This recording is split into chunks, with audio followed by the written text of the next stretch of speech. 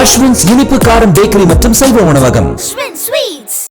கல்லூரிகளில் சமத்துவத்தை ஊக்குவிப்பதற்காக யுஜிசி வெளியிட்டிருக்கக்கூடிய வழிகாட்டுதல்களை அமல்படுத்துவதற்கு இடைக்கால தடை விதிக்கப்பட்டிருக்கிறது. இது குறித்த கூடுதல் விவரங்களை செய்தியாளர் ரமேஷ் விவரிக்க கேட்போம். ரமேஷ் வணக்கம். இந்த விவகாரம் பற்றிய முழு விவரங்கள் என்ன? வெங்கடேசன், இந்த விவகாரம் பற்றிய முழு விவரங்கள் என்ன? வணக்கம். உயர்கல்வி நிறுவனங்களில் சமத்துவத்தை ஊக்குவிப்பதற்கான வழிகாட்டுதல்கள் 2020 அண்மையில் யுஜிசி வெளியிட்டது.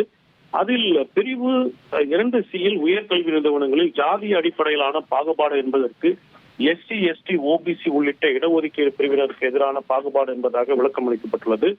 ஜாதிய பாகுபாட்டை இடஒதுக்கீடு பிரிவினருக்கு மட்டும் சுருக்குவது பொதுப்பிரிவு மற்றும் இடஒதுக்கீடு அல்லாத மாணவர்கள் சந்தித்து வரும் பல்வேறு வகையான துன்புறுத்தல்கள் மற்றும் ஜாதிய அடையாள அடிப்படையிலான பாகுபாடுகளிலிருந்து பாதுகாப்பிலிருந்து வெளிப்படையாக தவறுவதாக உள்ளது என்று குற்றச்சாட்டுகள் இருந்து பல்வேறு போராட்டங்கள் என்பது நடத்தப்பட்டு வருகிறது. இந்த புதிய விதிமுறைகளுக்கு எதிராக தாக்கல் செய்த மனுவை விசாரித்த உச்சநீதிமன்ற தலைமை நீதிபதி சூரியகாந்த் தலைமையிலான அமர்வு இருதரப்பு வாதங்களையும் கேட்டபோது இந்த புதிய வழிகாட்டுதல்கள் என்பது குறிப்பாக அனைவருக்குமான சூழல், சுதந்திரமான சமத்துவமான சூழல் ஏற்பட வேண்டும்.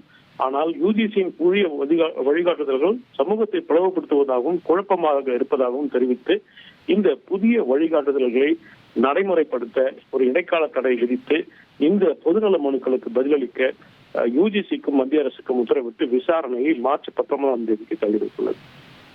விரிவான விவரங்களை வழங்கியமைக்க நன்றி வெங்கடேசன். அஸ்வின்ஸ் இனிப்பு காரம் பேக்கரி மற்றும் சைவ உணவகம்.